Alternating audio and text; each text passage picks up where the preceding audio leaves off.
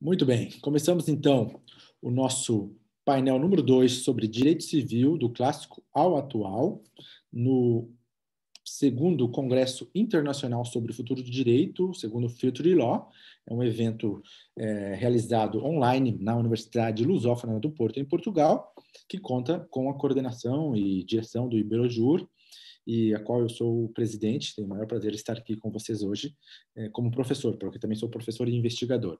Vou moderar esse painel no direito civil do clássico atual com temas tanto direito privado e civil, com alguns outros temas que vai também apanhar um pouquinho a área de direito empresarial, né? Bem, para começar, quero, antes de apresentar o convidado, dizer que nesse painel nós temos um tempo, né, de palestra professor convidado de 20 minutos e um tempo depois para os pesquisadores que mandaram os trabalhos. Os pesquisadores submeteram esses trabalhos na área de direito privado, foram avaliados, aprovados e vão apresentar aqui no painel. Nós podemos também dialogar tanto entre nós que estamos dentro do painel, como com o público que está presente. Tanto os que estão presentes aqui na sala, como aqueles que estão no YouTube ao vivo. Se tiverem, podem mandar perguntas também para nós. Então é isso. Vamos lá, meus amigos. Com o maior prazer, então, vou apresentar o professor Dr. João Pedro Leite Barros, professor grande amigo, colega de de vários eventos, congressos, publicações, aqui em Portugal, na Espanha, e também fora do Brasil, fora da América Latina, em outros lugares da América Latina, como no Chile, nós tivemos no Chile. E o professor João, ele é especialista, uma das referências jovens, né, da referência do direito consumidor brasileiro, especialista em direito civil, mestre em direito civil, doutorando em direito civil e professor da Universidade de Brasília, a UNB, ao qual também é um dos responsável pela disciplina de direito do consumidor. Bom, o professor João, ele vai falar, nesse breve tempo que nós temos aqui, entre 20 minutos, um pouco mais, mas vamos tentar cumprir o tempo.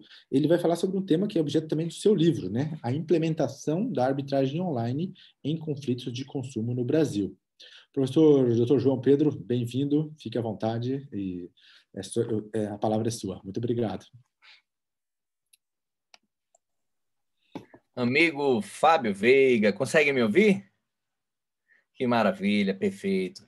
Muito boa tarde a todos aqui no Brasil, boa tarde. Já na Espanha, em Portugal, talvez até um pouco mais tarde, boa noite. É um imenso prazer, um cumprimento especial ao Iberojur, à Universidade Lusófona do Porto, ao amigo Fábio Veiga, amigo de longas datas, né, como você já tinha mencionado, em Portugal, Espanha, Santiago de Compostela, Santiago do Chile, enfim, tantos e tantos lugares, tantos e tantas oportunidades que nós tivemos. Então, é realmente uma imensa honra conversar com vocês sobre um tema muito interessante, um tema que no Brasil é um tema um tanto novo, e especialmente quando se trata em arbitragem online em conflitos de consumo.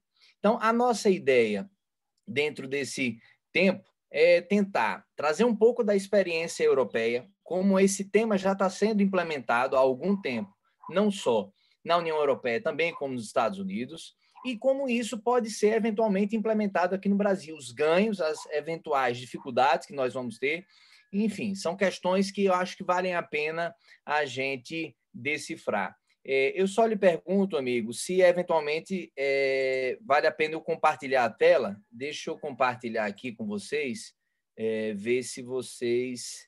Eu não sei se consegue... se vocês estão vendo o slide. Estamos vendo. Se você colocar no modo total ali, naquele botãozinho, já daria para ver melhor. Isso, perfeito. Agora está perfeito. Estão vendo bem, né? Perfeito. Então, vamos lá. Pessoal, o primeiro ponto dentro dessa ideia de arbitragem online em conflitos de consumo e a sua própria consolidação e implementação aqui no Brasil, a gente precisa, primeiro, contextualizar sobre de onde vem essa ideia, em qual contexto a arbitragem online em conflitos de consumo está inserida, e eu não poderia, de forma alguma, iniciar com uma constatação antiga e muito anterior ao nosso tempo atual, contemporâneo, que foi emanada pelo professor Piero Calamandrei e pelo professor Ítalo Andolina, que é a ideia de que o processo, ele por si só, qualquer um, o fato de existir um processo, existe necessariamente um dano. Por quê? Porque a gente sabe, nós que somos da área jurídica, estamos muito, na verdade, afeitos a esse tema. Olha, tem um processo, ajuizar uma ação judicial, etc. Mas aqueles que não têm, que não passam, que não estão presentes, o fato de existir um processo por si só tem um dano, que é o que eles chamavam de dano marginal. Ou seja, ter um processo gera uma aflição, uma angústia. Você sabe, pelo menos no Brasil, a data que inicia o processo, mas quando ele finda, você não tem essa data. 2, 3, 4, 5, 6 anos para você ter uma sentença de mérito de primeira instância. Então, essa ideia do professor Ítalo Andolina e do professor Piero Calamandrei é uma ideia antiga que já, àquela altura, nos permitia pensar de que forma a gente pode resolver o conflito sem necessariamente ter que buscar o poder judiciário.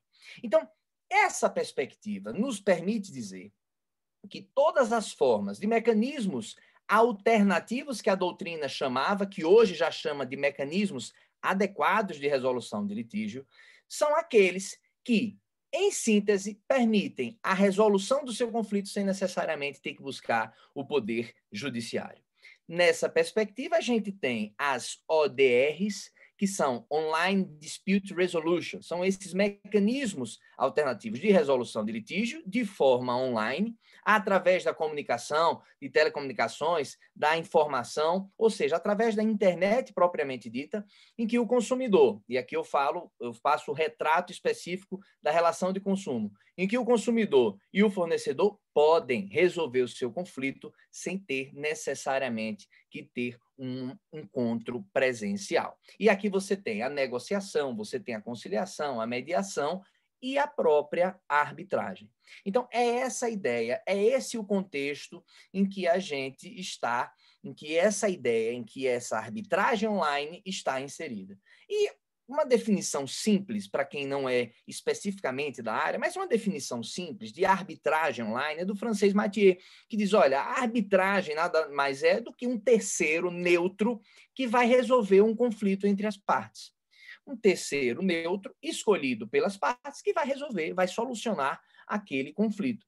E a arbitragem online é isso de forma online, resolvido através da internet, sem necessariamente ter que ter a presença das partes. Então, essa ideia da arbitragem online, é preciso que se diga que é uma ideia antiga, que não é uma ideia nova. Muito pelo contrário, percebam, quem já ouviu falar em eBay, quem já fez um comércio, quem já participou, quem faz atualmente comércio eletrônico, compras através da internet, a gente sabe que com a pandemia isso alavancou essa ideia, essas compras alavancaram de forma substancial. Então, quer dizer, essa ideia que foi promovida na década de 90 através do eBay, vocês já devem ter visto ou ouvido falar no eBay, site que promove uma relação de consumo. O consumidor vai lá, entra no site, compra um serviço, um produto e ponto e pronto.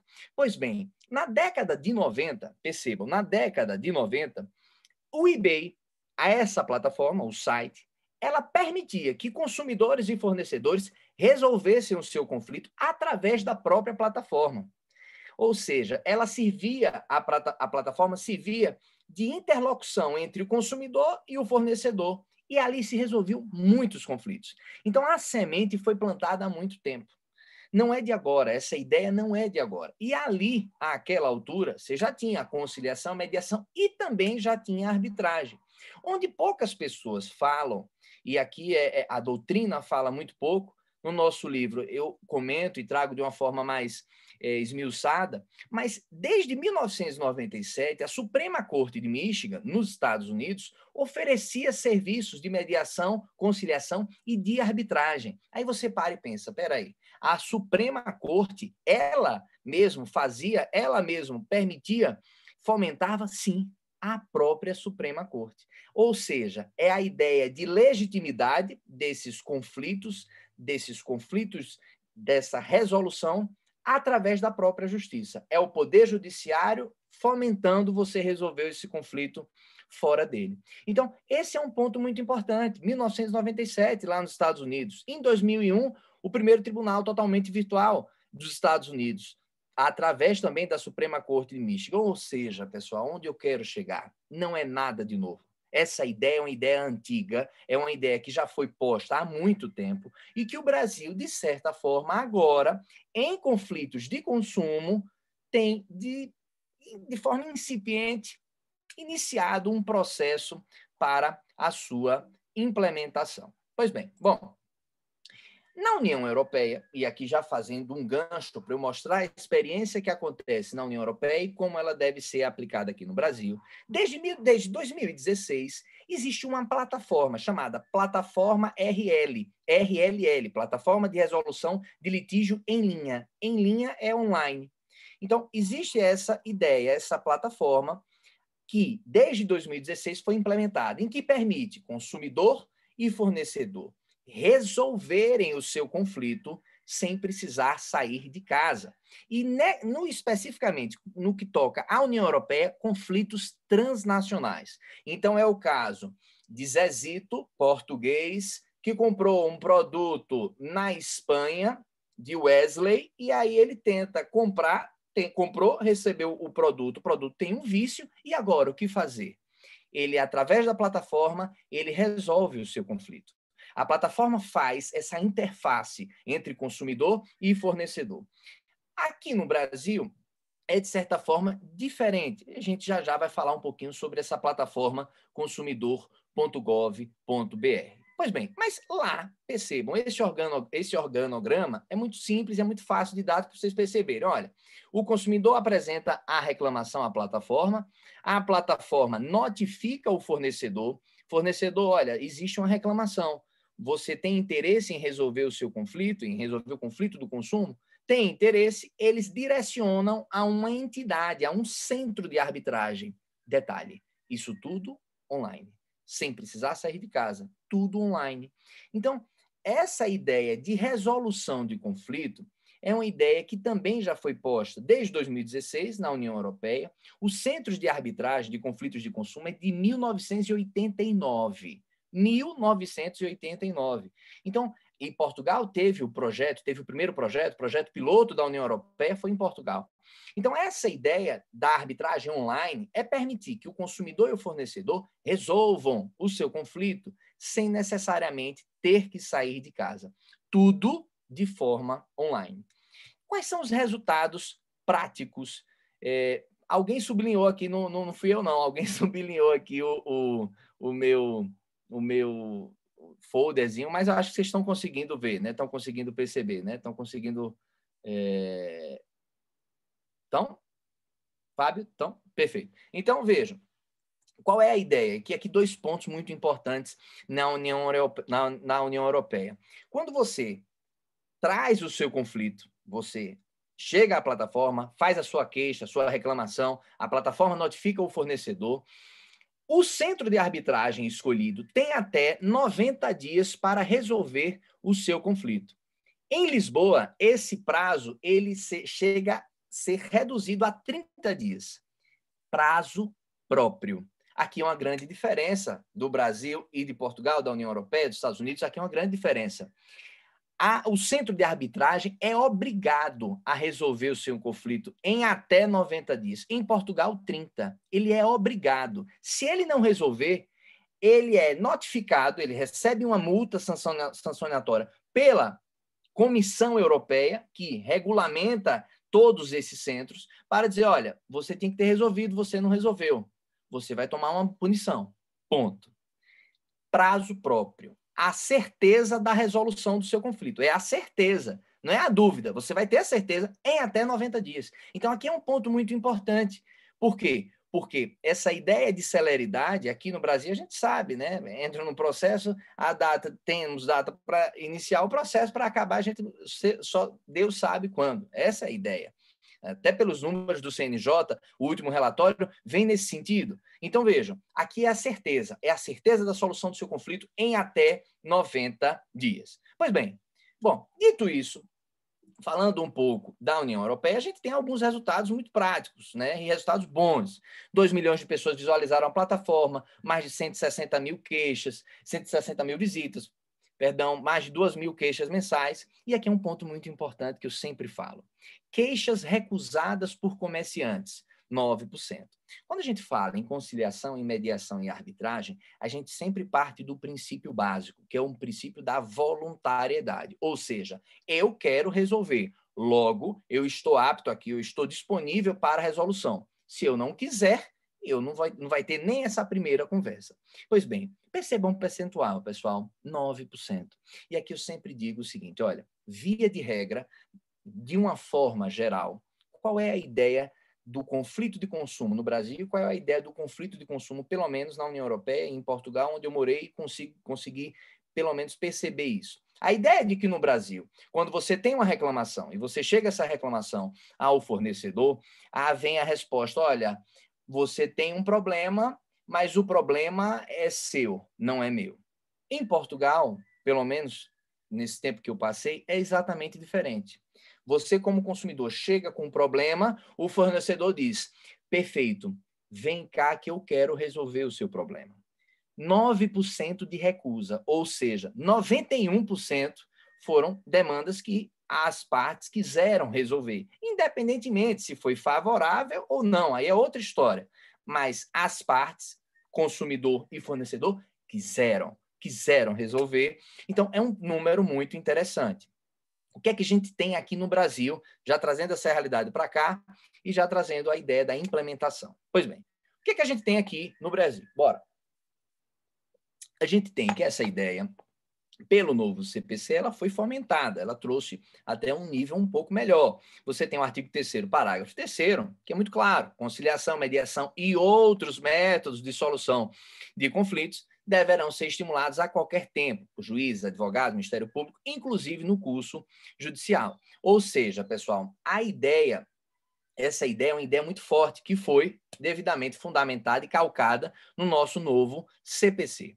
E isso a gente precisa também pensar, e trazendo aqui para a nossa perspectiva agora atual da pandemia, uma lei, a lei específica 13.994, alterou um ponto específico dos juizados especiais para permitir ser cabível a conciliação não presencial, conduzida, obviamente, pelo juiz, etc., para resolver, para permitir que as partes não tenham que sair de casa, né? A gente sabe que na pandemia, sempre que puder, fique em casa, por óbvio, mas é uma possibilidade. E essa ideia da tecnologia é uma ideia de tecnologia que já é há algum tempo, que está sendo implementada aqui no Brasil, no Poder Judiciário, vocês estão vendo aí, nos próprios juizados especiais, mas que a gente precisa dar um passo à frente e trazer para a nossa ideia da arbitragem.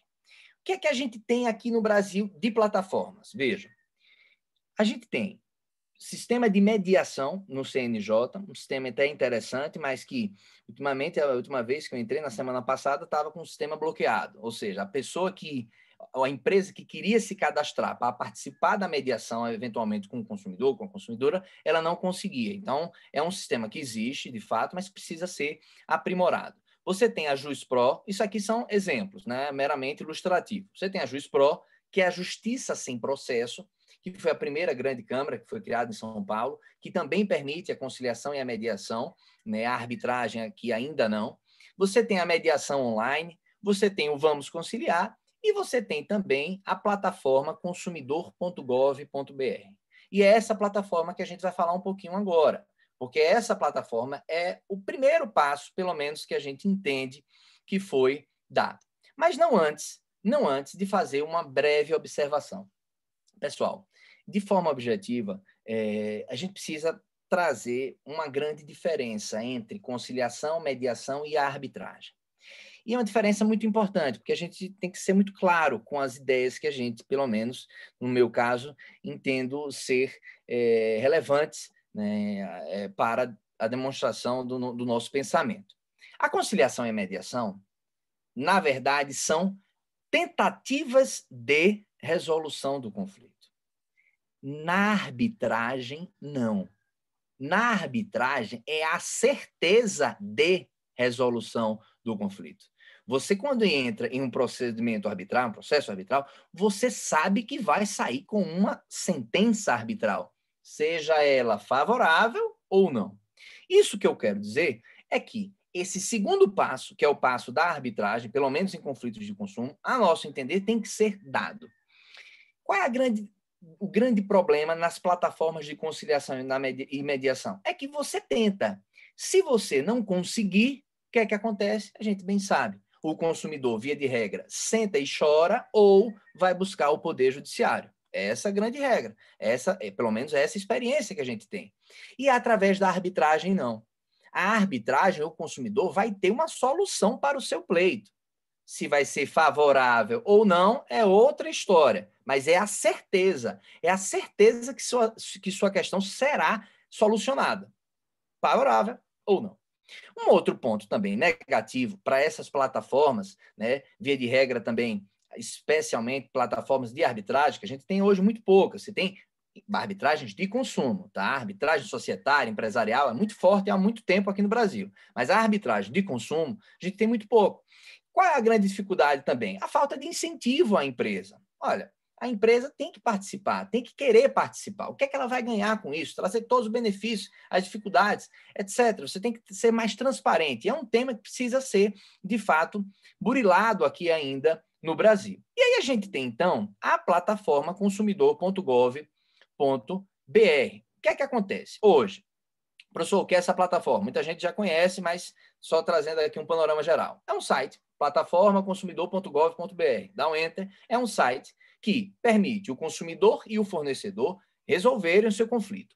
O site serve como um intermediário, ele serve de approach, de aproximação. O consumidor faz a sua reclamação, o fornecedor tem até 10 dias para dizer se esse problema pode ou não ser resolvido e, em sequência, o consumidor vai ser perguntado: sua demanda foi resolvida, sim ou não? Ou seja, a plataforma não entra no mérito. Ela não entra no mérito da questão. Ah, mas poderia ser melhor esse seu caso? Não, ela não entra. Ela só faz a aproximação, o approach, entre consumidor e fornecedor. Na época do professor Luciano Tim, que foi secretário nacional do consumo, o que é que a gente tinha? Né? Os dados realmente importantes. Mais de 80% das demandas eram resolvidas através da plataforma, foram resolvidas, na verdade, através da plataforma consumidor.gov.br. É um número muito forte, é um número muito importante, é um número relevante, mais de 80%. Mas a pergunta que eu sempre me faço e sempre me fiz é: e os 20% que não resolveram? Os 20%. Aí a gente para e pensa. Senta e chora, vai buscar o poder judiciário ou, na própria plataforma, você teria um hiperlink que você iria clicar para a arbitragem online, para você resolver o seu conflito na própria plataforma. Pessoal, um ponto também muito relevante. Em nenhum momento a conciliação e a mediação devem ser desprezadas, a negociação muito pelo contrário. A gente sabe que quando a gente fala em arbitragem, a arbitragem deve ser tida como em caráter residual. Isso significa dizer o quê? Isso implica dizer o quê? As partes tentam resolver através da conciliação e da mediação. Caso não consigam, aí sim elas seriam direcionadas para a arbitragem e resolveriam o seu conflito. Então, esse é um ponto muito importante. Essa é a nossa primeira ideia, a implementação através da plataforma consumidor.gov.br. Pois bem, dito isso, a gente também tem uma segunda ideia, e eu já vou me encaminhando ao fim, porque eu sei que eu tenho poucos minutos, mas a nossa segunda ideia é a ideia da implementação através da OAB. Pessoal, como seria implementado através da OAB? Percebam, o artigo 44 do Estatuto é um artigo muito claro, muito objetivo, e que diz o seguinte: a Ordem dos Advogados do Brasil, dotada de personalidade jurídica de forma federativa, tem como os princípios, você tem defender a Constituição, a ordem jurídica, justiça social, administração da justiça, aperfeiçoamento da cultura, implementação de novas ideias jurídicas, enfim. Pessoal, veja aqui o caminho que está sendo aberto. Via OAB, através das comissões de direito do consumidor, através das comissões de direito da arbitragem, você criaria um projeto piloto para que as partes buscassem a própria OAB e resolvessem o seu conflito. E aí a gente precisa também entender dos grandes benefícios. Formei advogado, qual é a grande dúvida? Inserção no mercado de trabalho. Dificuldade, isso a gente sabe, objetivamente, a gente sabe disso. Aqui a gente cria novos postos de trabalho. Porque para ser árbitro, pelo nosso entender, e pegando a ideia da União Europeia, especialmente de Portugal, você tem que ser advogado com uma especialização ou um mestrado na área de consumo, e você, então, teria essa capacidade, uma expertise para ser árbitro. Ou seja, ao tempo em que você é advogado, você também é árbitro, você vai ser árbitro. Criam-se novos postos de trabalho.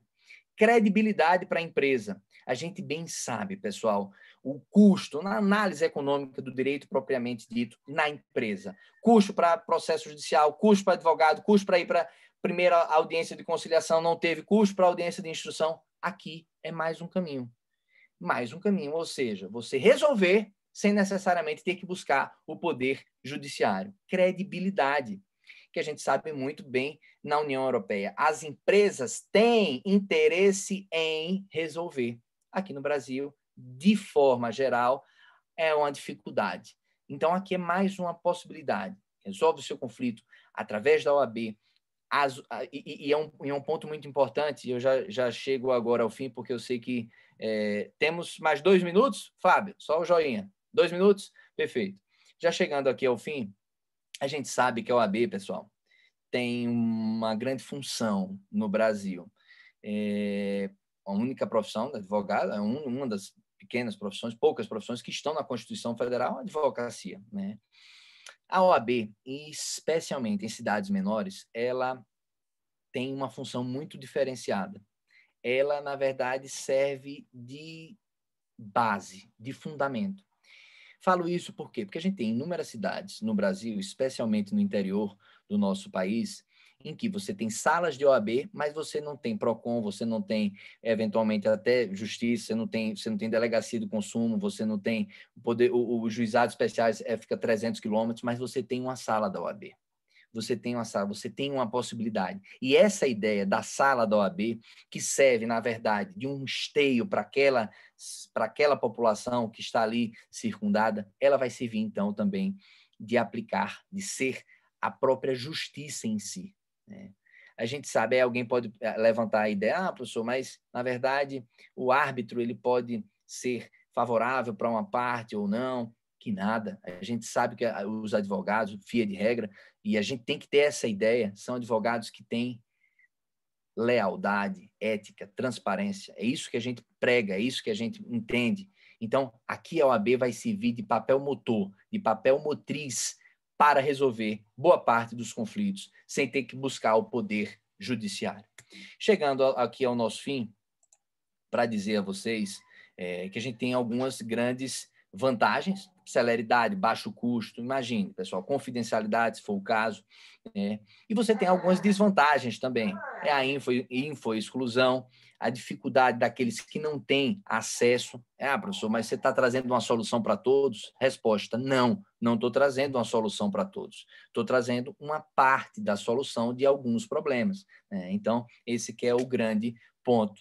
Entendo eu que as vantagens são infinitamente superiores às desvantagens. Finalizo, então, com a nossa ideia da professora Paula Costa Silva, uma professora portuguesa, muito famosa, especialmente na área do processo civil. Ela diz o seguinte: olha, essa ideia de alternatividade inerente à arbitragem, ela deve ser pensada de forma diferente. Ou seja, o poder judiciário, o sistema judicial, é que deve ser o meio alternativo. Então, o primeiro caminho é a conciliação, é a mediação ou a arbitragem. E o segundo passo, caso você não tenha resolvido o seu conflito, você busca o poder judiciário. Então, sem dúvida alguma, na nossa perspectiva, a arbitragem online em conflito de consumo é um caminho necessário. Pessoal, muito obrigado. Professor Fábio, você sabe que é sempre um prazer tê-lo como não só presidente de mesa aqui no nosso curso, no nosso seminário, no nosso congresso, por óbvio, mas é sempre muito bom revê-lo. Obrigado, professor João Pedro. Excelente exposição. Fico feliz de ouvi-lo mais uma vez, um tema tão importante, tão prático, né? Aqui na Europa e no Brasil também, com o seu estudo, pode ser implementado. Você, com certeza, vai ser uma referência, já é uma referência na área da arbitragem online, e a sua exposição aqui foi maravilhosa. Eu só vou ter uma pequena pergunta para você, professor, que com a sua experiência, tenho certeza que poderia me dar uma luz. Aqui, com relação ao slide, consegue baixar ele e voltar ao normal, o pessoal ou o próprio professor? Não sei. Voltar como?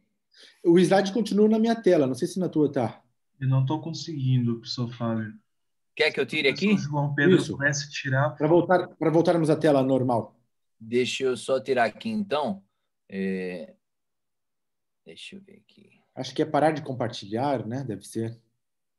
Não sei, o meu está em espanhol aqui, o meu programa, mas muda as palavras. Ótimo, perfeito. Parou? Parou, perfeito. Perfeito. A única questão que eu queria, para nós pudermos, um pequeno debate, 5 minutinhos, se o senhor tiver um tempinho, eu vejo, né, aqui na Europa em geral, o direito do consumidor, ele não é tão, ou seja, ele existe o direito do consumidor, mas nós dentro da academia, né, você fez pesquisa em Lisboa, sabe como é, o direito do consumo, como se diz em Portugal e mesmo na Espanha, ele não é tão forte como é no Brasil. No Brasil tem muito debate, a legislação é forte, tem uma disciplina obrigatória nas universidades. Então, o direito do consumidor no Brasil ele tem um certo protagonismo. Nós aqui não temos tanto, mas é muito eficiente, né? Não precisa ter tanto protagonismo, mas a eficiência é altíssima. E com relação ao seu tema, que é o tema da arbitragem online, uma das perguntas que eu faço, até como consumidor, né? Nós sempre temos o PROCON ao nosso lado, como órgão administrativo, para fazer uma espécie assim, de intervenção junto do consumidor para com o vendedor. Você... não sei, eu não prestei atenção, mas talvez isso seja uma opção. Você acha, ou você já ouviu falar, ou você tem alguma ideia, alguma proposta em que o PROCON pudesse assumir esse papel também, né, de fazer uma plataforma, de fazer esse papel que ele já faz hoje no dia a dia, mas fazer também no online? Sem dúvida, meu amigo, sem dúvida. Na verdade, primeiro, a primeira questão, a primeira ponderação do amigo. A gente sabe que a tutela do consumo, né, o nosso Código de 90, ele veio, na verdade, para tutelar o consumidor, especialmente nos fatos que aconteciam à época e que até hoje ainda acontecem. São as arbitrariedades, via de regra, provocadas por parte dos fornecedores. Então, a gente tem uma cultura diferente, né? Uma cultura brasileira, via de regra, mais uma vez, via de regra, tem uma cultura diferente. Por quê? Porque você precisa da proteção. Aí alguém vai falar, a autorregulação pode suprir essa questão. Difícil. Ela pode, eventualmente, auxiliar, mas é muito difícil. Então, a gente precisa, aqui no Brasil, de uma tutela protetiva. Porque com a tutela você tem inúmeras arbitrariedades, imagine, quiçá, sem a tutela.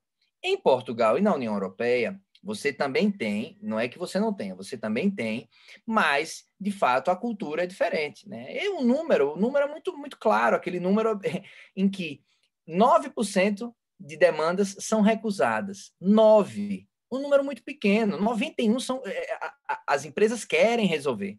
Normalmente, aqui, via de regra, é exatamente o oposto. Não quero, não. Olha, eu não quero resolver, não. Busque a justiça. Por quê? Porque até por uma análise econômica do direito, às vezes a empresa diz assim, olha, de 100 pessoas, 100 consumidores que vieram aqui reclamar, os 100 eu disse, busquem a justiça, dos 100, 5 buscaram a justiça. Então, para mim, economicamente, é mais viável até eu negar. Então, essa análise, de fato, isso é muito feito, né, entre as empresas. Isso a gente sabe que é praxe. Então, a gente precisa encontrar um equilíbrio, né? Precisamos encontrar, por exemplo, implementar no Brasil a ideia do compliance, né, que já é implementada a nível da parte de crime. O compliance é atrelado à esfera pública, mas a gente precisa do compliance no comércio eletrônico, por exemplo, mecanismos, boas práticas para o próprio comércio eletrônico. Um exemplo. Então, a gente precisa avançar mais nesse ponto. Quanto ao PROCON, especificamente, respondendo a sua questão, eu não tenho dúvida que o PROCON seria um grande parceiro. Mas, em termos legais, eu não sei se teria competência para tanto.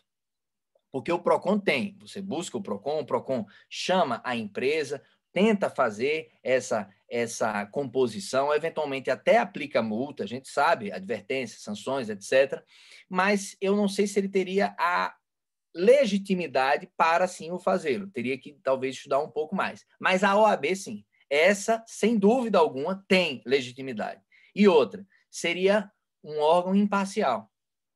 Por quê? Porque tanto o consumidor quanto o fornecedor, ele seria, na verdade, julgado, a sua demanda seria julgada por um expert, um advogado expert, vinculado à própria OAB, ou seja, todos os mecanismos possíveis de imparcialidade e de eficiência seriam, de fato, feitos nessa nossa ideia. Então, é uma questão nova, é uma questão que precisa ser estudada melhor, é uma questão que precisa ser disseminada melhor.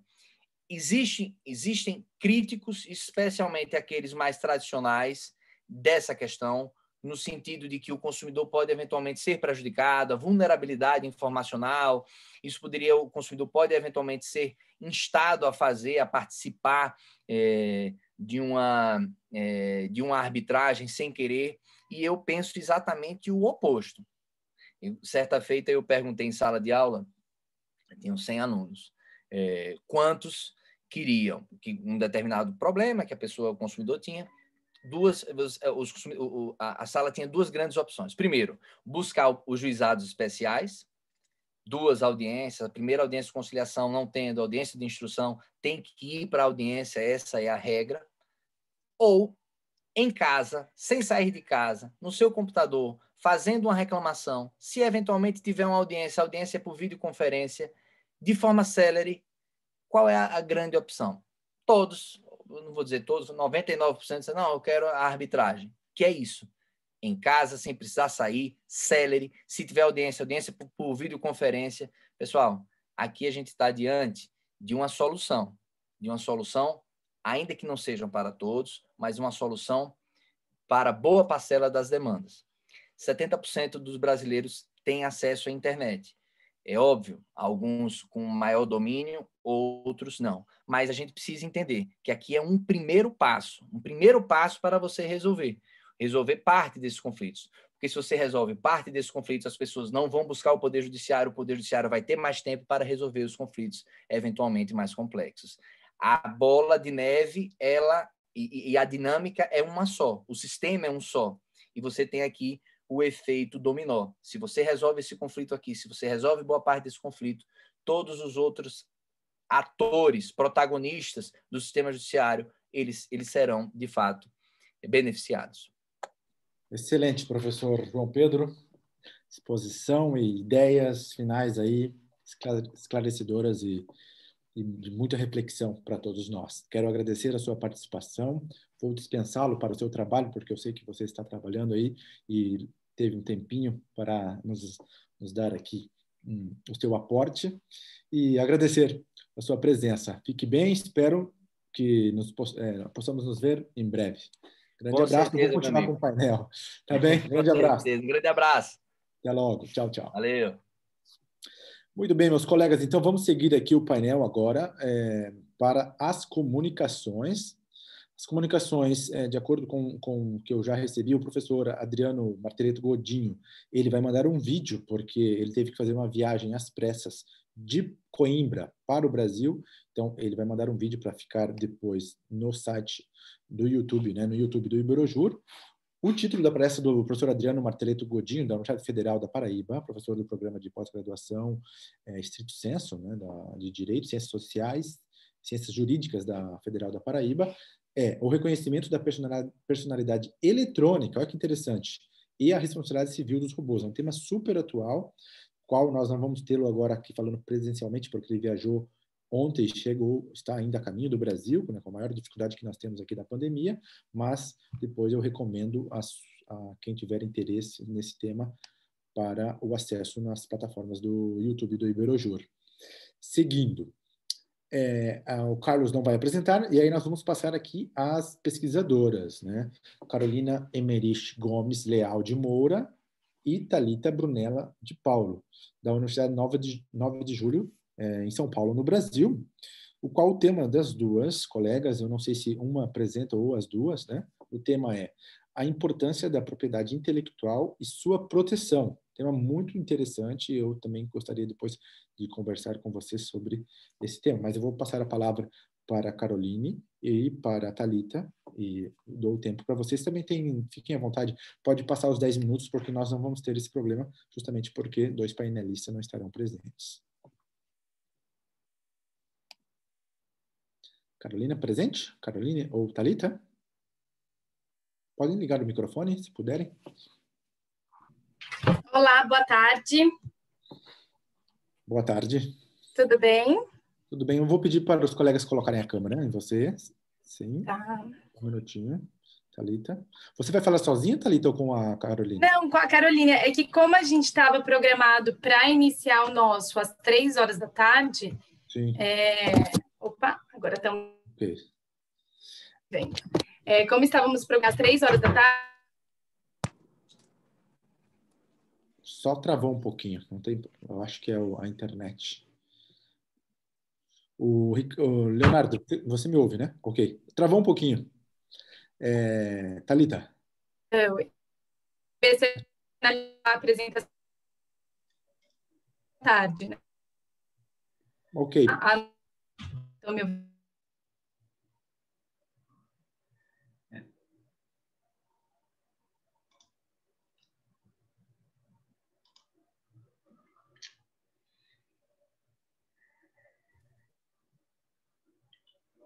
Eu não sei se o vídeo está bloqueado para vocês ou para mim.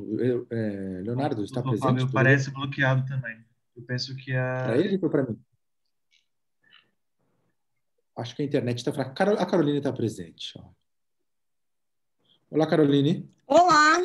Tudo bem? Eu acho que a internet da Thalita está um pouco fraca. A minha também, um pouco. Então, é que nós estávamos marcadas para as 3 da tarde, então acho que ninguém estava muito preparado neste momento. O programa, pelo menos para mim, né?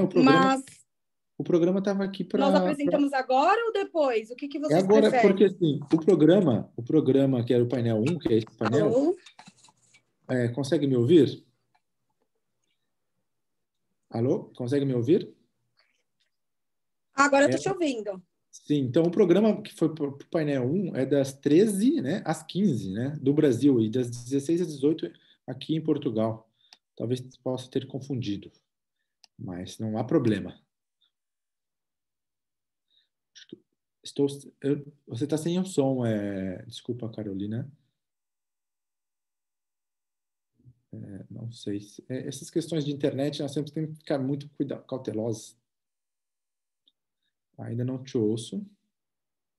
Qualquer coisa, eu posso passar a sua palestra, ou seja, para o próximo palestrante, comunicante, e vocês tentam organizar aí a questão da internet, se consegue o Wi-Fi com um pouco mais qualidade, ou o próprio 4G, às vezes funciona melhor que o Wi-Fi, né? Então, eu vou apresentar então agora os próximos conferencistas, né, os comunicantes, que estão aqui na lista. Eu estou no painel 1 ainda, né? Painel 1 não, desculpa. Painel 2. Carolina, depois vem Maria Cristina Paiva Santiago. Está presente? Se estiver presente, pode falar. Sim? Ótimo, muito bem. Vou apresentar, então, a doutora Maria Cristina Paiva Santiago, da Universidade Federal da Paraíba, também colega do professor Godinho, que não pôde estar presente por causa da viagem, e ela vai tratar sobre um tema sobre a multiparentalidade e sucessão hereditária, entre a repersonificação e a repatrimonialização no direito das famílias brasileiro, o tema do direito civil, e também deve tocar também outros temas transversais. Fique à vontade, doutora Maria Cristina, e sem ter muita pressa, fica tranquila. Pois não. Então, primeiramente, eu quero cumprimentar todos vocês pela organização do evento, né, na pessoa do professor Fábio, dizer que é uma grata satisfação de nós podermos, assim, acho que um dos poucos ganhos que a gente tem dessa pandemia, essa possibilidade de nós estarmos mais unidos, ainda que virtualmente, de diferentes partes do globo. Eu aqui estou falando, por exemplo, de João Pessoa, capital da Paraíba, onde tem o ponto mais oriental das Américas, e a gente está em pleno verão, um calor enorme, e assim é com muita satisfação que a gente pode fazer essa comunhão de ideias e essa conexão que em outros tempos seriam impensados.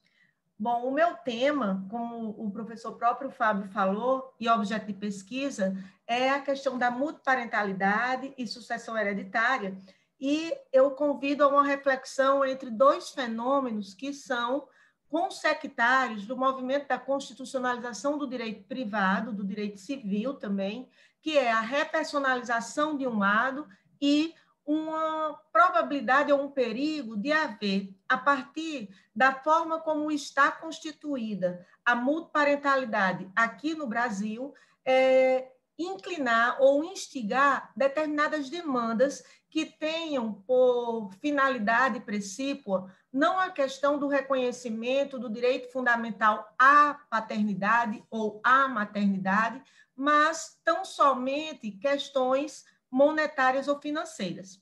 Para que nós possamos iniciar a discussão, nós partimos de algumas premissas conceituais, a exemplo de parentalidade socioafetiva, que no direito brasileiro ela já é algo bem falado desde a década de 70, com o artigo do professor João Batista Vilela, em que ele dizia que a parentalidade, à época ele falava especificamente da paternidade, ela não é um fato biológico, mas sim um fato cultural. Ela advém de uma construção afetiva, no sentido de que aquela pessoa que ostenta, juntamente com outra, a tríade honra, nome e fama, estaria ali constituída a relação de parentalidade genuinamente falando, sendo o gênero parentalidade socioafetiva, onde nós tínhamos as espécies, então, biológica ou não biológica. Dito isto, é interessante que nós façamos um recorte em termos de tempo, que no Brasil, assim que foi reconhecido o fenômeno da socioafetividade, muito se discutiu se existiria ou não uma supremacia entre a parentalidade socioafetiva em razão da biológica. E é interessante que nós também nos posicionemos que logo após a descoberta do DNA, aquela febre da possibilidade de você ter 99,9% de certeza a respeito da ascendência genética, ficou também na dúvida se não seria, então, aquela verdade genética se sobreporia às questões da parentalidade socioafetiva. Com o passar dos anos, então, veio a decisão do Supremo Tribunal Federal, que é a nossa Corte Constitucional, a respeito da multiparentalidade, dizendo de forma expressa que não existiria nenhuma hierarquia entre parentalidade socioafetiva ou parentalidade genética, de forma que poderia, a partir de então, existir no registro de nascimento de uma pessoa mais de um pai, mais de uma mãe, sendo salvaguardados todos os direitos consectários desse estatuto jurídico próprio. Entretanto, a nossa reflexão e o porquê de nós escolhermos o tema para o Iberoju, onde se trata do Futurilaw, é que com o avanço das técnicas de reprodução assistida também, a questão da parentalidade, ela alcança e dá um salto antes não mais imaginável, a partir de, por exemplo, a questão da gestação de substituição ou até mesmo a partir da utilização de técnicas de reprodução assistida homóloga, que faz com que, e heteróloga, que faz com que, às vezes, a pessoa que efetivamente comunica o material ou cede o material genético não é o autor do projeto parental.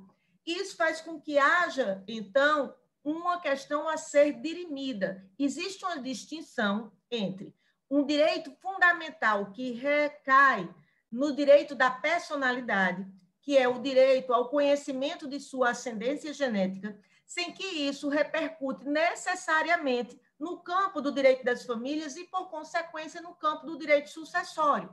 E, da forma como está posta o tema de repercussão, a tese contida no tema de repercussão geral 622 do STF, se verifica que existe uma grande probabilidade de haver uma confusão de pessoas que tenham única e exclusivamente apenas essa ascendência genética, procurar posteriormente um reconhecimento de uma relação parental para fins únicos e exclusivos, monetários ou sucessórios. Por essa razão é que se entende, a partir do nosso grupo de pesquisa, que nós fazemos parte, Constitucionalização das Relações Privadas, ligada à Universidade Federal de Pernambuco, onde se discute, sob a liderança do professor Paulo Neto Lobo, todo esse arcabouço de relações privadas revisitados a partir das lentes da constitucionalização do direito privado, associada a um movimento da humanização do direito civil, atrelado também a um outro grupo de pesquisa, desta feita aqui da Universidade Federal da Paraíba, Instituto de Direito Civil Constitucional, Perspectivas da Humanização do Direito Civil, da qual muito me alegra fazer parte como membro fundador, ao lado do professor Adriano. A gente discute que, em determinadas situações pós-constitucionalização, é necessário que aquele sujeito que antes era analisado de forma atomizada, de forma incognoscível, ele seja analisado em toda a sua inteireza e com suas peculiaridades e circunstâncias que o diferenciam. Sendo assim, nem sempre aquela pessoa que ostenta uma identidade de ascendência genética vai ter a possibilidade do reconhecimento da multiparentalidade, fazendo com que, em determinadas situações, se afaste esse reconhecimento quando se verificar que existe aí não apenas uma busca à consolidação desses direitos fundamentais, seja no campo dos direitos da personalidade, seja no campo do direito das famílias, mas tenha-se tão somente aquela finalidade patrimonial, que faz com que haja um pequeno, ou melhor dizendo, um grande retrocesso no que já se avançou em relação à preponderância das questões existenciais sobre as questões patrimoniais no campo do direito de família, ou, melhor dizendo, a partir da nossa cláusula aberta e inclusiva que está na Constituição da República Federativa do Brasil, no artigo 226, o direito das famílias. Eu não sei, professor, se eu já falei demais, mas, assim, são justamente essas inquietações que eu gostaria de compartilhar com todos vocês. E aqui o nosso resumo, ele tem, então, como objetivo específico verificar o modo e os avanços biotecnológicos associados à socioafetividade, se tem ou não propiciado o surgimento de novos modelos parentais a partir do reconhecimento da multiparentalidade no direito brasileiro. E, por fim, analisar também os impactos dessa multiparentalidade, da forma como está posta no tema 622 do Supremo Tribunal Federal, se isso não estaria repercutindo em um retrocesso em relação a demandas meramente de cunhos patrimoniais, econômicos e financeiros. Eram estas as minhas colocações. Ótima, professora. Muito bem, professora Maria Cristina. Obrigado pela tua intervenção, né? Muito profícua e esclarecedora. Um tema bem técnico também. Esses trabalhos técnicos importantes, né? Nós Para nós, eu sou um pouquinho fora da área do direito civil, mas às vezes tem muitos assuntos que entram no nosso tema. Mas parabéns pela palestra. Eu queria já deixar aqui claro para o nosso público que está presente que pode fazer perguntas, né? Escrever no chat, depois mandar pergunta aqui para a professora Maria Cristina também, e podemos dialogar ao final do nosso painel. Vamos passar então agora para o próximo comunicante. Eu queria antes pedir desculpas, né, para a Thalita e para a Caroline, porque o trabalho delas estavam no meu programa aqui desse painel e eu chamei as duas, mas peço desculpa porque eu estava com o programa antigo e depois foi revisto esse programa e vocês estão no painel número 5, né? E olha que engraçado, que eu estudei o artigo de vocês para nós conversarmos. Eu vou ver se eu fico aqui no painel número 5 depois com a professora Caterine Maia, e para nós conversarmos um pouquinho sobre o tema de vocês. Porque, na verdade, vocês tiveram 2 artigos aprovados, né? E te pediram para excluir um, e vão apresentar Isso outro. Isso mesmo, a gente teve o da propriedade intelectual e esse dos direitos humanos. Aí, como que a gente achou que esse ia ser mais interessante para ser compartilhado, a gente preferiu por apresentar esse. A gente pede desculpa também, tive um problema de conexão e acabou cortando. Mas aí a gente está preparando só uma apresentação também para poder ser compartilhada. Tá bom? Tá ótimo. Muito Obrigada bem, e desculpa obrigado. pelo ocorrido. Não, eu também peço desculpa porque eu peguei o programa antigo e o tema da propriedade intelectual que vocês escreveram, caso vocês vierem apresentar em outros congressos, né? Inclusive, eu já deixo aqui o convite, né? Nós vamos estar em Curitiba no final do mês de março para o 4º Encontro Ibero-Americano de Direito e Desenvolvimento. Já podem apresentar também nesse congresso, porque ele vai ser presencial e vai ser online, se não tiver problema. Que legal. Nós temos interesse, sim, com certeza. É um tema que agrada bastante. Sim, que ótimo. Estão convidadas. Obrigada. Vamos agora, Muito então, vamos passar para o próximo comunicante. A próxima, né, comunicante é a Mariângela Ariosi. Eu estive com ela no evento de Pádua, na Itália, nesse começo da semana, e fiquei muito contente de tê-la e conhecer alguns temas sobre direito cartorário, né, questões de cartório, e eu acho que ela também vai trazer temas parecidos hoje. Mariângela está online já, Mariângela? Sim? Não sei. Eu estou aqui à distância, às vezes não conseguimos ver. Mariângela Ariosi, está presente? Se tiver, pode se manifestar, pode ligar o microfone. Estou vendo aqui que Mariângela está aqui, ó, aqui na minha tela. Eu vejo o seu nome, só teria que ligar o seu microfone e a sua câmera, Mariângela. Deixa eu ver se aqui alguma mensagem. Doutora Mariângela, já pedi para ligar seu microfone. Falta pouco, não há problema. Por enquanto a doutora Mariângela, ela liga o microfone, eu vou ler o tema, né? A Mariângela Ariosi, ela é da Pontifícia Universidade Católica de São Paulo, no Brasil, e o título do trabalho a ser apresentado se chama Um estudo sobre a técnica comunicacional utilizada nas interfaces que se apropriam indevidamente da identidade cartorária. 2 pontos. Identificação dos problemas que causam prejuízos consideráveis ao receptor usuário e uma proposição de sugestões para um melhor desempenho da comunicação midiática cartorária. Então, doutora Mariângela, se estiver presente e puder falar, tem a palavra. Não sei como estamos de comunicação aí do outro lado. Acho que não sei se está com a internet funcionando, Mariângela. Pode escrever no chat também, não há problema. Eu sei que aí no Brasil é época de muita chuva, então isso também atrapalha às vezes. Vou fazer o seguinte, então eu vou passar para o próximo.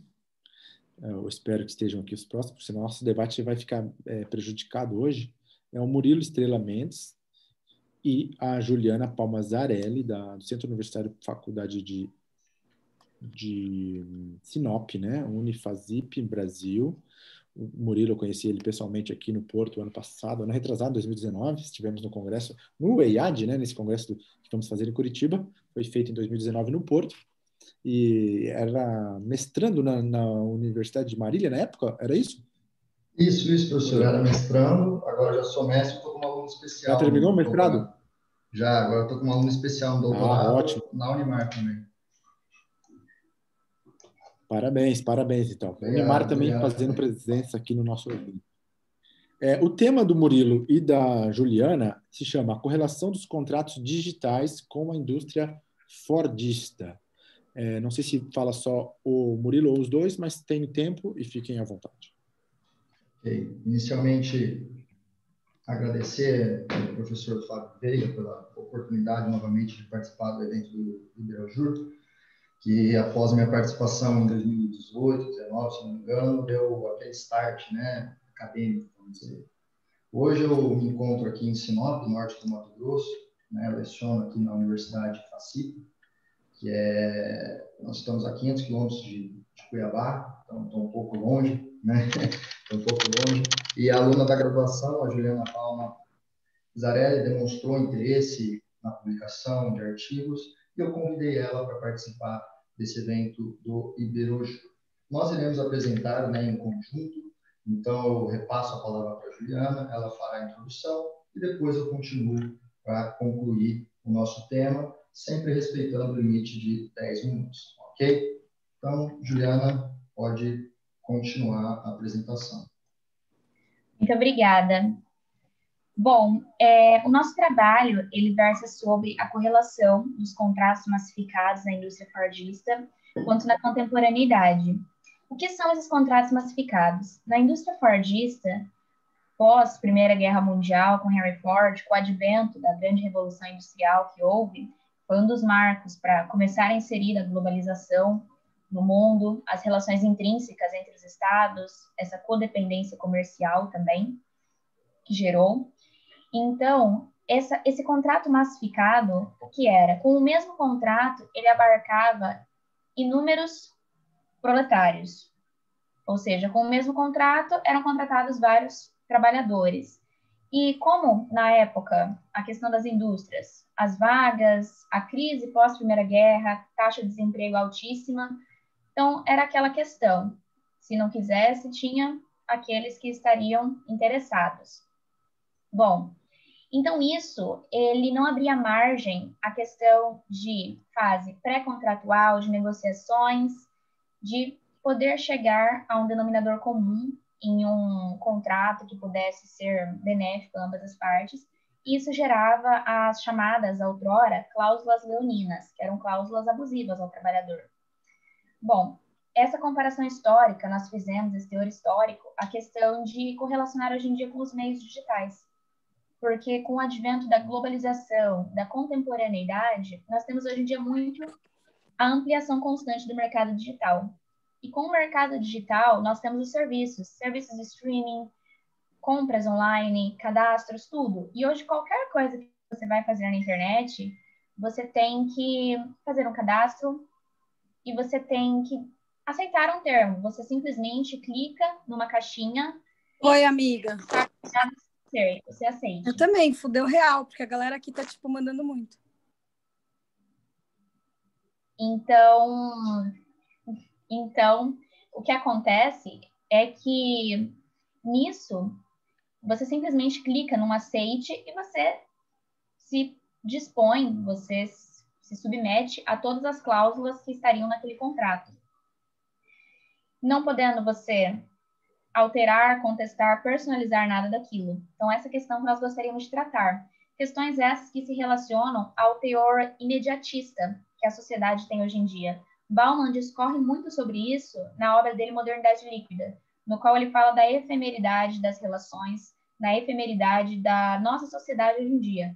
E tudo é muito imediato, tudo tem que estar à mão da pessoa, e se é algo mais trabalhoso, algo que demanda mais esforço ou mais tempo, a tendência é não haver aquela paciência, não haver aquele esforço. Então, muitas vezes a pessoa nem chega a ler o contrato, simplesmente ela aceita e se submete àquilo, infelizmente. E outra relação que vale ressaltar é a que o Keohane, um escritor muito famoso de relações internacionais, estudioso político estadunidense, ele faz sobre o globalismo cultural, do porquê que perdurou por tanto tempo esse contrato massificado e porquê que ele se alastra no decorrer dos anos e só vai somente se modernizando na questão digital e na questão da vigente sociedade. Simplesmente pela sociedade e pelos costumes que são parafraseados, que são reproduzidos. E nisso, claro, com as mudanças de costumes, mudanças que os meios externos geram, como tecnologia, condições, e isso gera essa reprodução e modernização desses costumes, como aconteceu com o contrato massificado, que é algo que hoje em dia essas empresas elas se utilizam desse imediatismo do ser humano para servirem aos seus próprios interesses. Agora eu passo a palavra de novo para o professor Murilo. Ok, agradeço a explanação, Juliana. Vou comentar um pouco a questão da evolução tecnológica e os reflexos na sociedade que isso causa. E para explicar, para comentar, conversar um pouco com vocês, nós trazemos aqui no nosso trabalho ao sociólogo espanhol Manuel Castells, que ele fala em relação da sociedade no ambiente. Porque hoje, com a globalização, nós temos a necessidade de uma normativa global para pacificar aquelas questões sociais. Essa pacificação social, ela é através, óbvio, das soluções das demandas, dos litígios sociais. E hoje em dia, ainda mais na pandemia, né, nós, por meio digital, consome, presta serviço, estuda, faz tudo através do meio digital. Nesse passo, né, nessa evolução tecnológica, também nós trazemos no nosso trabalho o entendimento do Ulrich Speck, que fala do risco, né, do risco social que a tecnologia pode trazer ao usuário.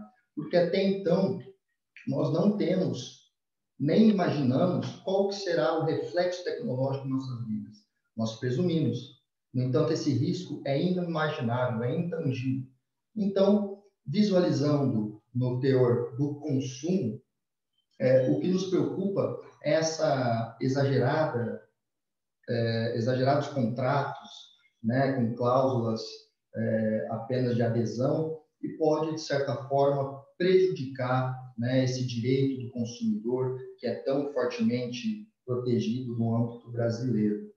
Né, o professor Fábio Veiga, junto com o João, comentaram na palestra, e me deu um start quando o João fez a explanação sobre a arbitragem online, que seria uma normativa, né, vamos dizer assim, global, que esse sociólogo espanhol, Castells, traz e busca tanto, né, no fim do século XX, começo do século XXI. Eu acredito que essa arbitragem pode, de certa forma, solucionar e auxiliar essa pacificação social. Então, para nós aqui, essa análise, né, essa correlação entre o Fordismo, né, os contratos massificados e esse contrato hoje de consumo, essa é a nossa preocupação, né, de ficar sempre à deriva e à vontade do fornecedor.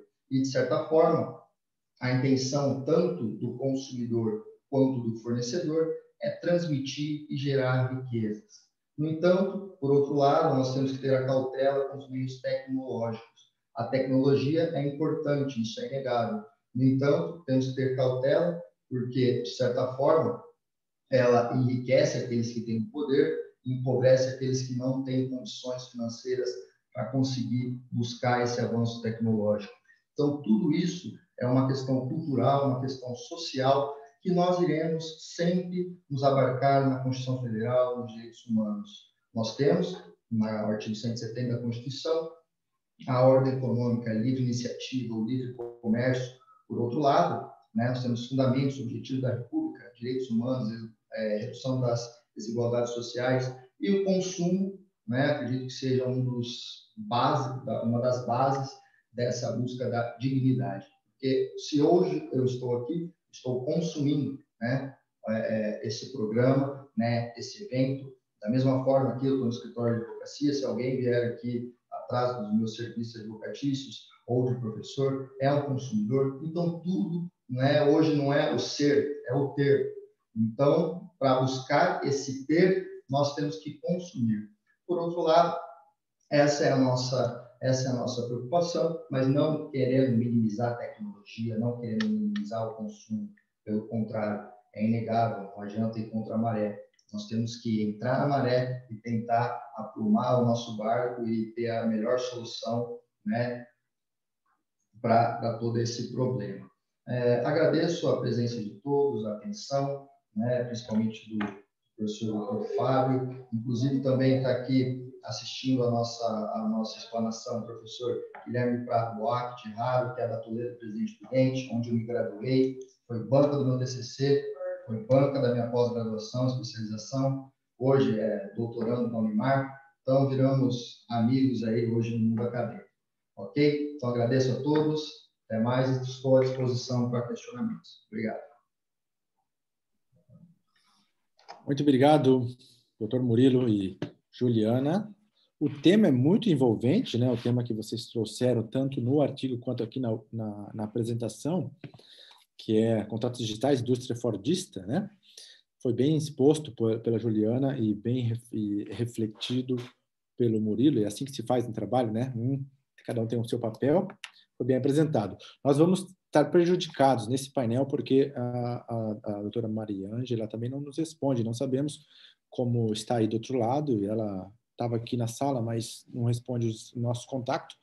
Mas eu quero fazer um pequeno comentário já agora sobre essa exposição, né, do doutor Murilo e da Juliana, porque tocou em assuntos importantes para a reflexão, já pensando no público e pensando num público que está presente aqui na sala, quanto no público que estaria vendo no futuro esse nosso trabalho.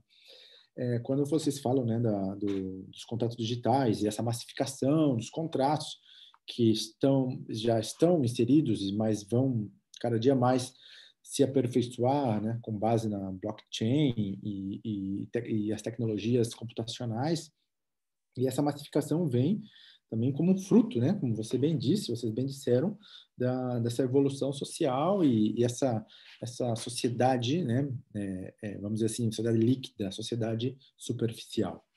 E fazendo uma conexão entre contratos digitais e a indústria fordista é bem interessante, porque se nós pensarmos, né, contratos digitais, eles estão numa revolução tecnológica atual de hoje, que seria a quarta revolução.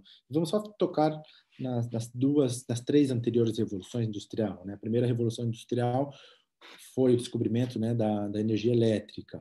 A segunda, né, a questão da mecanização da indústria. A terceira, que se diz que é a revolução industrial com base no descobrimento, né, do computador, das técnicas computacionais. E a quarta, que é a que nós estamos, é a revolução industrial digital, né, da digitalização, da questão de nós vivermos num mundo completamente digital. Então, e aí você faz uma conexão já no título do seu trabalho sobre contratos digitais, que seriam a quarta revolução, com a segunda, né, que a indústria fordista esteve envolvida na revolução industrial do final do século XIX, começo do século XX, e aí tenta demonstrar que a nossa sociedade vivia, né, um tempo em que o risco era bem menor, né? Antes o risco era menor, a sociedade também tinha as questões contratuais e a sua vida no dia a dia eram tudo organizada, ordenada, se poderia prever melhor as situações. Hoje em dia já não é tão assim, nós não estamos numa sociedade, por causa da evolução e do avanço e da velocidade da informação, essa capacidade de nós prevermos as circunstâncias, às vezes não é tão como era antes, né? Hoje em dia, nós estamos numa sociedade em que o risco é maior, por isso você trouxe aí o trabalho do Ulrich Beck, que fala sobre essa sociedade de risco, né? Com certeza o seu artigo de vocês vai ser bem interessante para a leitura. E quando você fala sobre globalização, né, normativa geral sobre a globalização, esse é um tema muito interessante porque há, né, muitos autores, né, do direito internacional, outros da filosofia do direito, que falam sobre o fenômeno da globalização, sobre a governança global, né, se é possível haver algum tipo de governança em que o mundo inteiro estaria, pelo menos, tendo que aceitar, né, alguns princípios, né, de maneira universal, né, e mais além algum governo universal. Bem, esse é um tema bem difícil, né, para mim, mas eu acho que a sociedade pode se evoluir, pode caminhar para lá. Os globalistas, né, nós sabemos no dia de hoje que há um grande movimento, né, antiglobalista, antiglobalização, já nota-se aqui na União Europeia com o Brexit, né, o Reino Unido saiu da União Europeia, isso aí já é uma prova de antiglobalização, eles não querem estar unidos, né, querem estar cada um na sua soberania, nos seus territórios. Os Estados Unidos também, com o último presidente, também era antiglobalista. Bem, mas a sociedade ela fica sempre nesse pêndulo, né? Evolui de um lado, vai para o outro, mas, bom, nós como academia vamos refletindo aí cada ponto e depois tentando conectar os assuntos para explicar os fenômenos sociais e fenômenos jurídicos.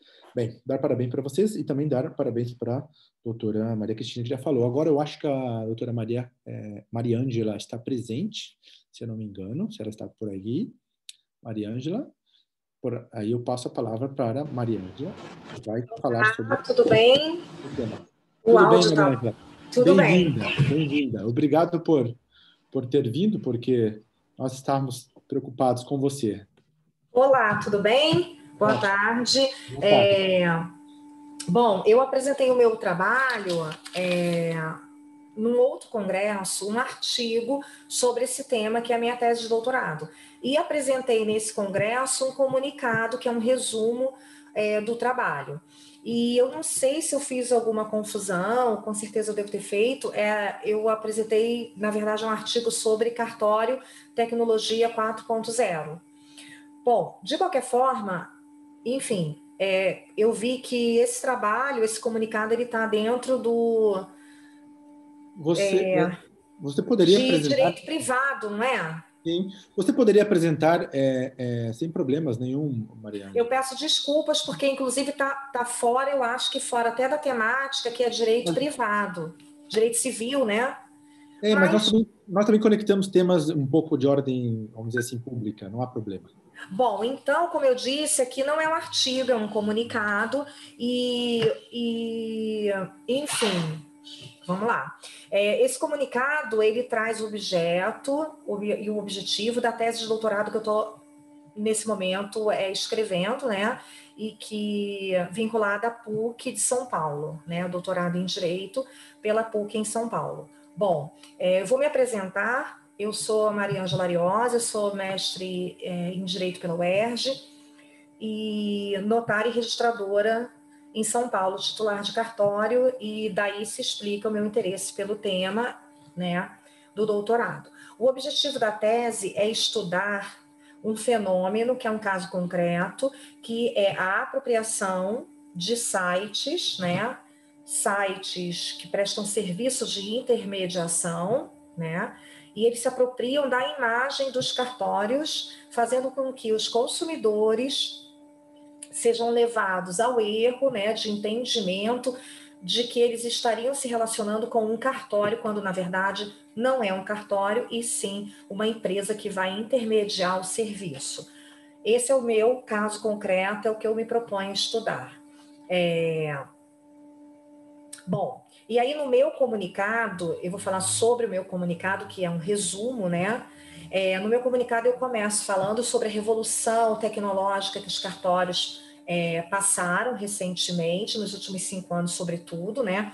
Então, essa revolução tecnológica fez surgir vários sistemas, várias plataformas.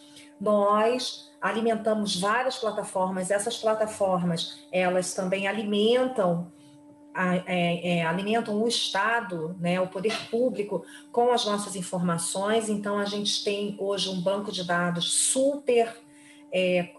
não chega a ser um Big Data, no conceito técnico do Big Data, mas são bancos de dados assim, muito relevantes, né, na área de registro civil, de registro de imóveis, e nós compartilhamos esses dados com o poder público. Pois bem, todo esse desenvolvimento dessa tecnologia no âmbito da atividade cartorária, ela se intensificou, essas plataformas digitais, quer dizer, o acesso a esses serviços digitais, esse acesso se intensificou com a quarentena agora de 2020 por causa do Covid. Então, as pessoas não podendo sair de casa, né, começaram a acessar mais essas plataformas. E foi aí que esses sites que se apropriam, né, dessa função, aí que eles entraram, né, intermediando o serviço. Bom, eu cito no meu comunicado sobre essa questão tecnológica, sobre as plataformas digitais, sobre o consumo, né, o consumo dessa tecnologia, desse serviço. Eu cito um trabalho muito importante que foi publicado pela USP, pelo ECA, que é um instituto de comunicação da USP, muito importante, muito renomado no Brasil. Esse trabalho foi publicado em 2016, é um livro que contém vários artigos dos grandes especialistas do Brasil sobre tecnologia. E aí, já em 2016, já se diagnosticava e fazia um prognóstico do que seria, do que a gente está comprovando agora, que é a total dependência das plataformas digitais. Hoje a gente está apresentando um congresso aqui, que é prova dessa dependência digital. Estamos apresentando um congresso online. Então, tudo mudou em 2020. Bom, e aí eu cito esse trabalho de 2016, que, ao meu ver, é uma profecia para o que aconteceu em 2020. Bom, e aí nesse cenário da interdependência tecnológica, das plataformas digitais, é que então, né, se estuda o objeto da minha tese. Bom, o objeto da tese de doutorado é um estudo de caso. O estudo de caso é a apropriação desses sites, da imagem dos cartórios para poder prestar serviço. Qual é a problemática desse objeto que eu estou estudando, que é o meu estudo de caso? A problemática é que o consumidor, né, que está integrado nessa plataforma digital, como eu disse, intensificado pela quarentena, enfim, esse consumidor ele tem um prejuízo que eu demonstro nessa tese. Esse prejuízo também qualquer um pode comprovar, porque você tem lá os valores, né? Então essas plataformas, como elas vão intermediar o serviço, elas cobram até 4, 5 vezes mais sobre o valor prestado pelo cartório. E com relação ao prejuízo ao cartório, diz respeito à imagem dos cartórios, porque essas pessoas, ao acessarem esses sites, pensam estar falando com o cartório quando não é. Bom, enfim, a metodologia, e no meu comunicado eu falo sobre a metodologia aplicada, metodologia de análise é a escola, é a semiótica, né? E dentro da semiótica eu trabalho com a perspectiva de Peirce, que é um doutrinador, um teórico da semiótica, muito importante no Brasil. A PUC, inclusive, tem um centro peirciano de estudos da semiótica. A minha orientadora, a doutora Clarissa, ela tem um trabalho, um livro publicado, né, sobre semiótica jurídica. Então, a metodologia que eu uso é a semiótica, que é um estudo da linguagem, né, para entender por que as pessoas pensam estar lidando com um cartório, quais são os elementos desses sites que induzem o consumidor ao erro. Enfim. E então, nesse comunicado, então, por fim, eu apresento o que seria a minha conclusão de doutorado. Como é uma pesquisa, a gente não sabe ao certo, eu não posso concluir, porque se eu tivesse uma conclusão, eu não precisaria fazer a pesquisa e não haveria o doutorado, né? A gente já teria a solução. Então, mas a gente presume alguns resultados. Então, a minha conclusão, né, a partir, quer dizer, o que eu pretendo com a tese, qual seria a contribuição dessa tese para o saber jurídico, é que a partir da identificação do problema, a partir dessa identificação, entendendo como é que funciona essa apropriação de imagem, uma identificação dos prejuízos para o cartório, para o consumidor, a gente pretende, então, apresentar sugestões para corrigir esse problema da apropriação. E eu vou depender muito ainda do que eu vou encontrar nessa pesquisa, né? Mas a ideia é apresentar alguma sugestão a partir do que for pesquisado. Então é isso, essa minha contribuição para o Congresso, né? Eu espero que isso seja publicado, e é um tema novo, é um estudo de caso que ninguém nunca abordou, então pela primeira vez está sendo estudado, e eu só peço desculpas porque esse comunicado, que é um resumo, né, eu entendo que poderia estar sendo apresentado numa sala sobre tecnologia. Eu até vi, eu não sei se eu cometi um erro, mas tem uma sala que tem uma temática que é o Poder Judiciário, Processos e Novas Tecnologias. Mas eu agradeço a todos, né? E agradeço ao professor Fábio também. Né?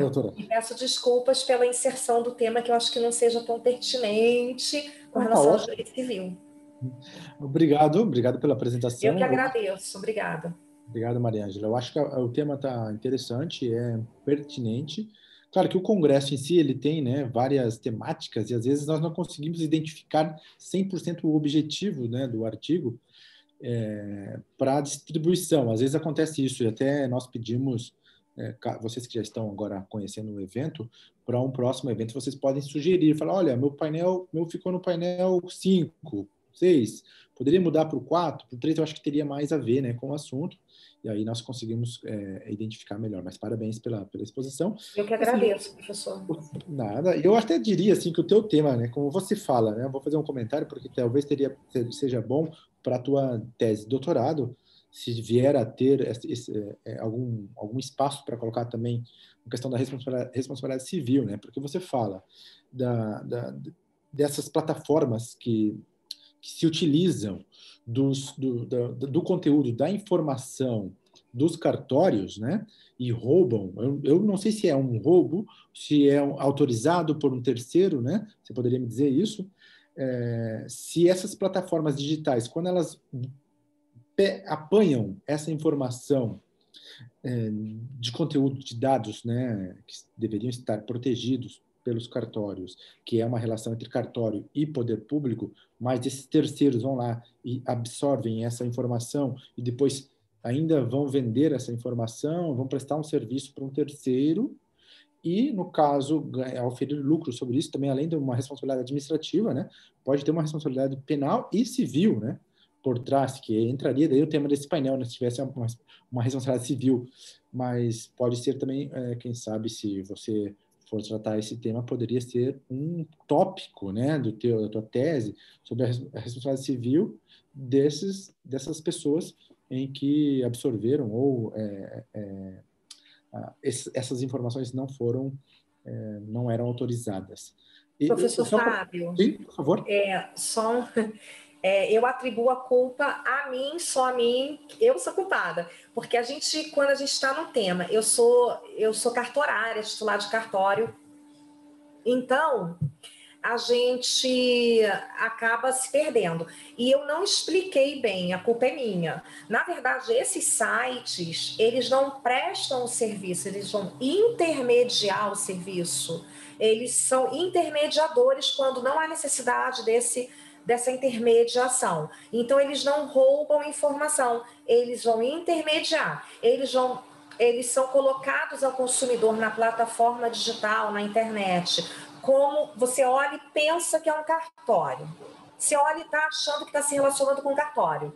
E aí ele te cobra 5 vezes mais e ele presta serviço através, claro que só nós podemos prestar esse serviço. Então, a gente cobra 30 e ele cobra do consumidor 300.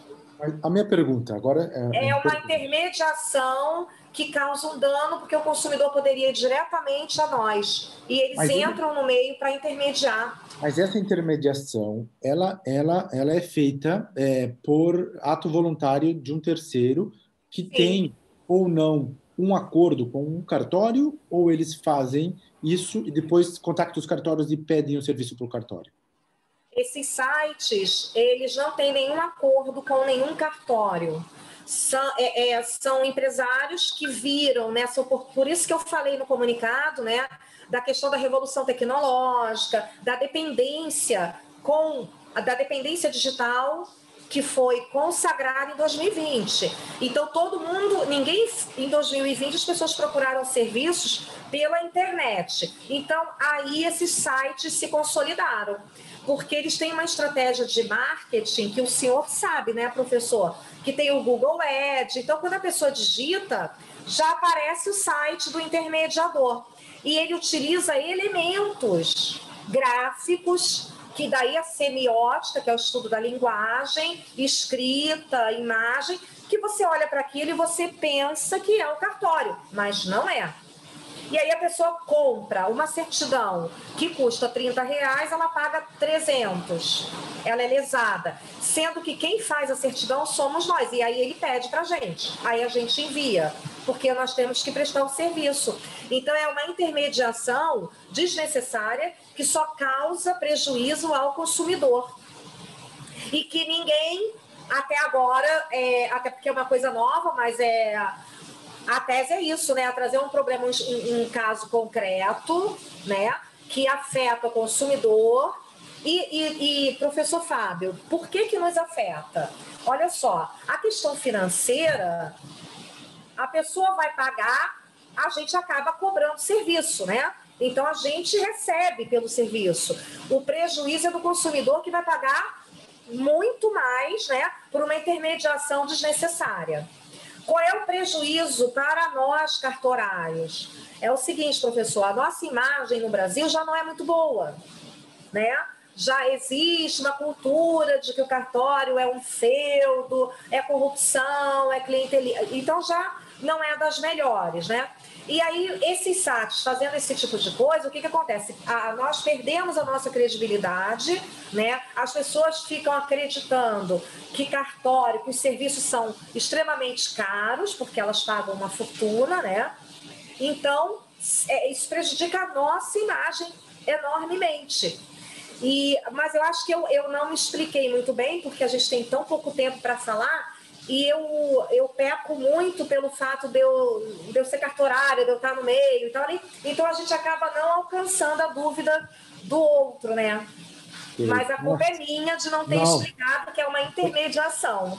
Não, foi bem. Agora foi bem explicado. Eu digo isso porque também sou como a doutora Aya Abu Abbas fala aqui, ela também adquiriu esse serviço online. E eu também adquiri o ano passado, né?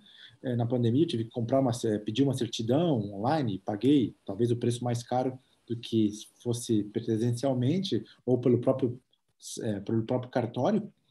Mas, bem, agora falando, né, de campo normativo, o seu trabalho é interessante, esse seu estudo, porque ele pode trazer e demonstrar, né, que existe assim, um certo um serviço público que atende a sociedade, né, que é o setor dos cartórios, é um serviço público e de interesse público, e que esse interesse público pode estar sendo prejudicado. Talvez, né, eu acho que até como fundamento jurídico, você poderia se pautar, né, no interesse público, na ordem pública, são temas do direito público para proteger o argumento e também proteger e ter um bom argumento para a sua tese de doutorado, né? Tá bem? Muito obrigado, doutora Obrigada. Mariana. Obrigada pela sugestão, interesse público. Muito obrigada. Muito obrigada. Nós vamos agora aqui ter... eu não tenho nenhuma pergunta diretamente aos comunicantes, né? Por isso, nós vamos fechar esse painel. Queria agradecer a todos os comunicantes, a doutora Maria Cristina, Maria Ângela, Murilo e Juliana, que estiveram presentes. Agradecer a presença do público que nos acompanha aqui de Portugal, diretamente de Portugal, e convidar todos vocês para continuar no evento, né? Vamos dar uma pausa, então, porque o evento volta às 18 aqui da Espanha, de Portugal, quer dizer, que são 15 do Brasil. Então, daqui 10 minutos nós voltamos nessa mesma sala, bem como nas demais salas que estão nos links aqui abaixo no chat. Muito obrigado. Peço também para o meu colega